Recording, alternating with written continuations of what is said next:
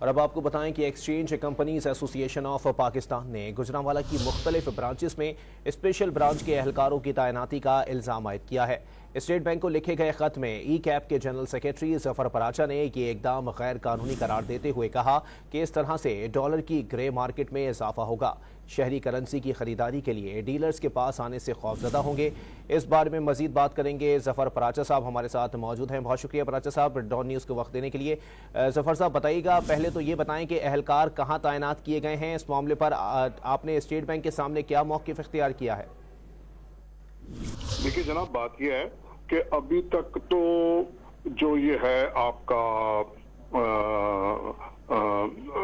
صرف گجرانوالہ کے اندر آئے ہیں، ٹھیک ہے، اور ان کو ہم نے یہ کہا ہے کہ جناب آپ یہ ہمارے یہاں برانچز کے اندر نہیں آ سکتے۔ انہوں نے کہا جی ہم نے سرویلنس کرنی ہے، تو میں نے ان سے کہا آپ سرویلنس کریں لیکن آؤٹ آف ہماری پریمیسز کریں۔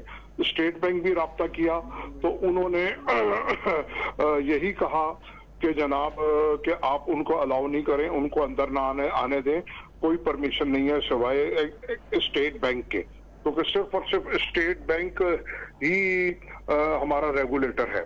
اور ان کے اس اقدام سے ایسا لگتا ہے کہ وہ کسی کو فائدہ پہنچانا چاہتے ہیں، خاص طور پہ گرے مارکیٹ کو۔ گرے مارکیٹ اس سے اور بڑھے گی اور جو لیگل کام کرنے والے جو آفیشل لوگ ہیں وہ وہاں نہیں آئیں گے۔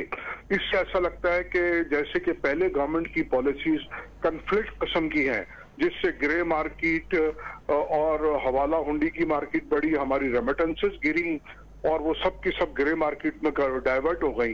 تو یہ بھی لگتا ہے کہ منظم سازش کے تحت جو ایک ٹولہ ہے وہ یہ کرنا چاہتا ہے